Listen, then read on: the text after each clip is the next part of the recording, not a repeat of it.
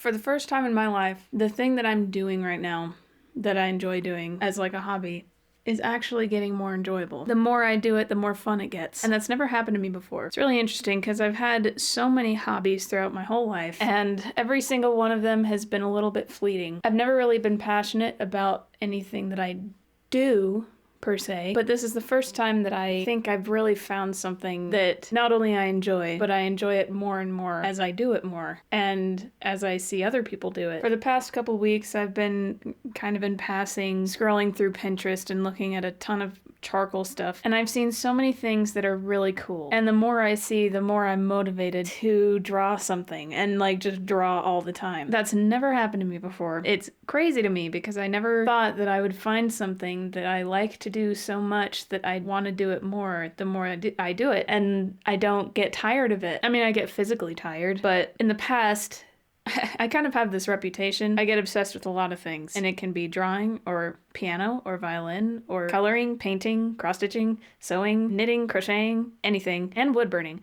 If I'm interested in it and I really want to do it, like I want to learn to do it, I start doing it. But in the past, it lasts for about a week or two before I kind of get tired of it and I move on to something else, or I just lose interest. It has kind of frustrated me in the past, kind of. It's really frustrated me in the past because I'm not exceptionally good at any one thing. I'm one of those people that's a little bit good at a ton of things. I just like to do so many different things that there's no time in existence. There's not enough time in the world. There's not enough time in the day to focus as much as I need to on all of those things if I want to get exceptionally good at it. And that will probably be how it always is. I don't know if I'm the kind of person that can really hone in on one thing because I just like to do a lot of things. But I have found something like an outlet or an avenue. I still can't focus on all of them at once, but it combines them all into one thing so that I am allowed to enjoy all of them at once. I don't know.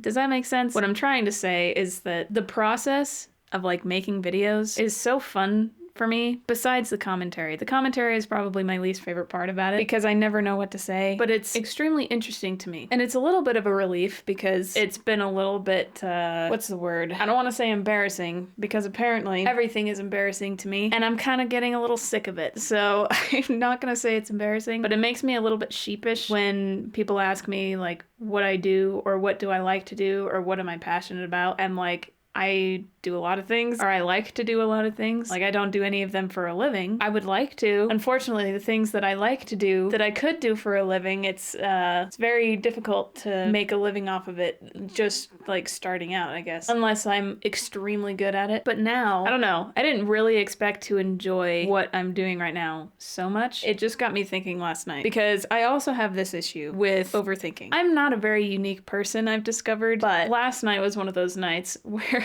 I was kind of asking myself, why am I so afraid of certain references? And it's not just certain references, it's every single reference. Another really difficult part that I've mentioned several times of the process of drawing something is finding a reference. Most people can probably just look up a random reference and just be like, okay, I'll draw this. And then they just like draw a ton of things. And I would do that. But the thing that I like about drawing is when the reference or what I have in my head, like the end result, resonates with me. So I could just draw a ton of things, just random stuff, but then it's just kind of like work. I don't know. I'm getting off on a tangent. What was I saying?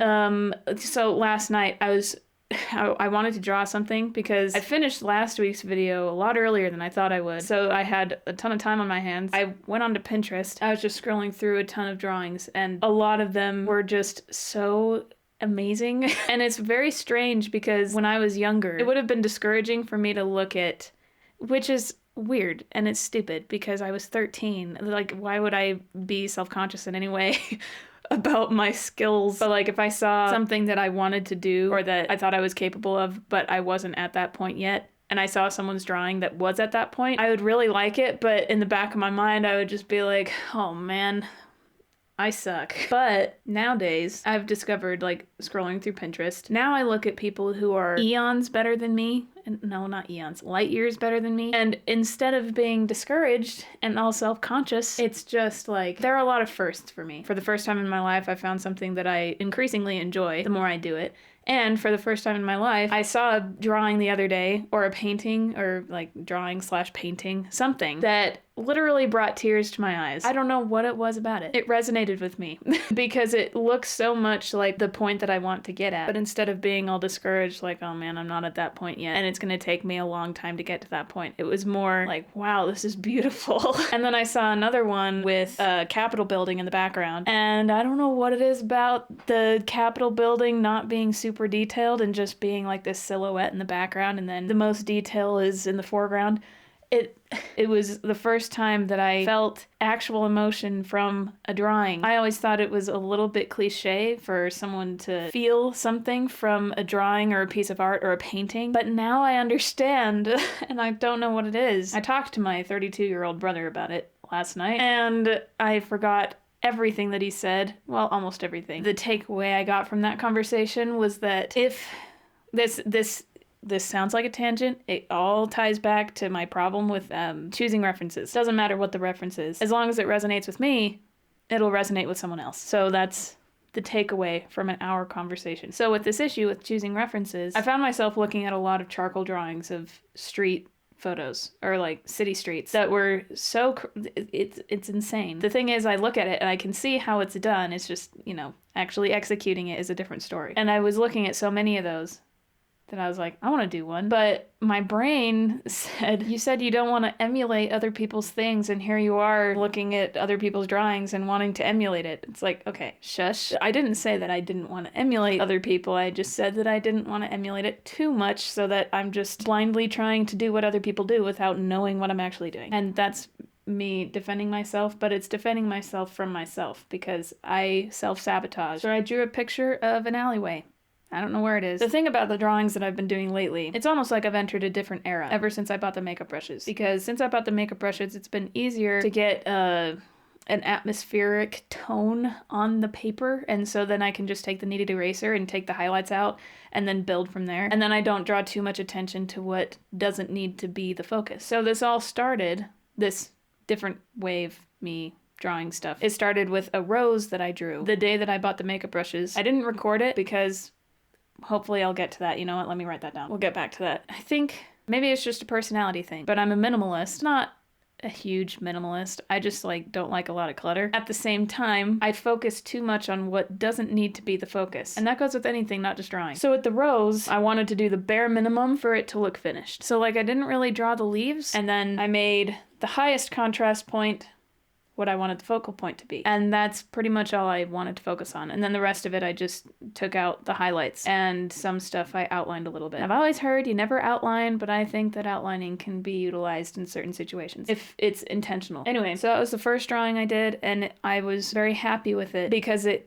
was just that much closer to the kind of thing that I want to do. And then I did another drawing the day afterwards, which was for my brother's birthday, who just turned 27. And I wanted it to be a little silly. And again, I didn't record it. So I chose a picture of him holding a giant stick, as guys do. And I thought that that also turned out lovely. But it's still, I wanted it to be a little silly. You kind of get the idea from the rose and that picture of my brother. I could have, it looks a little bit unfinished, but that's kind of where I am aiming to make it look kind of unfinished, but finished enough to where you can tell what's going on, yada yada. His face is obviously the focus. His body is very blurry. The stick is barely visible, and the trail is barely in existence. It looks like my brother. So, if you want to know what my brother looks like, my 27-year-old brother, that's what he looks like, except he's shaved. He doesn't have the beard anymore, so. I didn't record those because I realized after the Catches and Scullers video, I realized that when I film myself drawing, it's a little bit nerve-wracking for me, and I don't know why. I don't have stage fright. I get nervous, obviously, when I go on stage. I used to sing on stage, and I got to the point where I had zero stage fright, but for some reason, when I'm alone in my room by myself, when I turn on the camera, it's like I feel like I have to perform. I have the final edit in mind, and I try to make it look like what the end edit is going to be, and I totally forget I need to just relax. I can edit it in post. It doesn't matter how long it takes. You're gonna get the drawing to where you want to get it. Just chill out a little bit. Doesn't matter.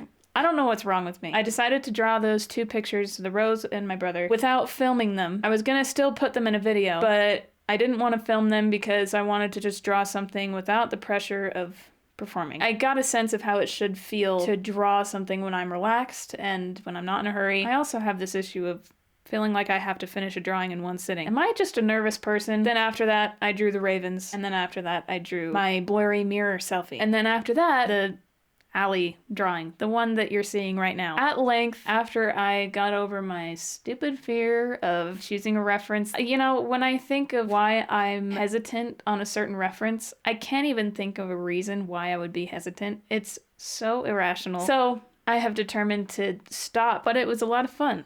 This drawing of an alley. I watched the time lapse back after I finished it. I put it on my computer and sped up the speed.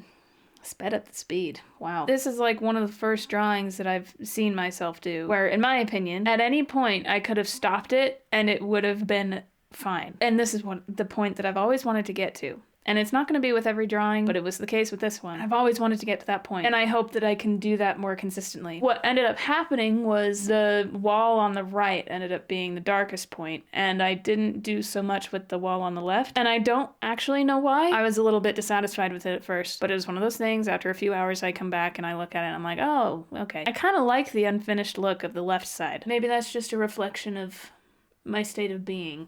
My brother said something last night about a drawing being like a story. Or he was kind of drawing a parallel between a drawing and a story, or any piece of art and a story, which sounds a little cliche, but the way he explained, I forgot everything about how he explained it, but it put things into a new perspective for me. One thing that I got, I don't know if he said this exactly, but I was kind of thinking it. You know when you have a theme song in a TV show or a movie, and it's associated with a certain character or storyline or relationship, and you hear it a couple times in the beginning, and it's associated with something really specific, and whether consciously or subconsciously, you remember it. You remember that association. And then you go through the whole story without really hearing it. I mean, you might hear it here and there, but in its pure form that you heard in the beginning, you don't hear it until the very end of the story. And then when you hear it at the very end of the story, it has an entirely new meaning. And most of the time it can be a little bittersweet, like the Shire theme from Lord of the Rings. You hear that in the beginning, then at the very end when Frodo returns from that whole journey, he's completely changed. And so you hear the theme in its purity, but it feels so different because you have more knowledge, and you as a consumer, audience member, reader, whatever, are changed a little bit. Then you have an entirely new perspective. Another example that I thought of, because it's fresh on my mind and my sister loves me for it, is this theme from Supernatural.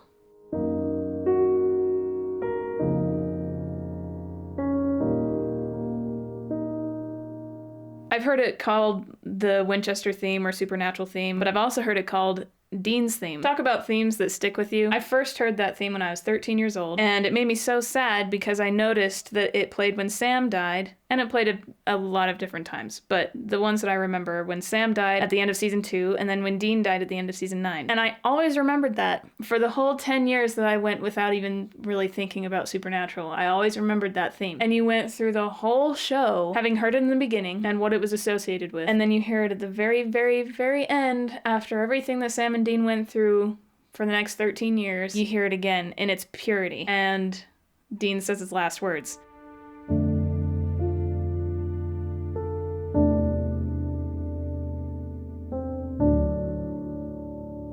It's a little bit cruel, but at the same time, the gut-wrenchingness is what makes it, because it's bittersweet. It's all about the irony, right? The happier the music sounds, the more sad it can be. And it is the same with the Shire theme. The Shire theme is very happy, but then after everything that Frodo goes through and he's changed forever and like he can't go back, he goes back to the Shire and it's really bittersweet. Even though it ends happily, he can't fully heal from everything. And so he has to leave. When Dean died, that's a little more bitter, but it's bittersweet at the same time because like that whole conversation that he and Sam were having at the end was about good memories, things that were good.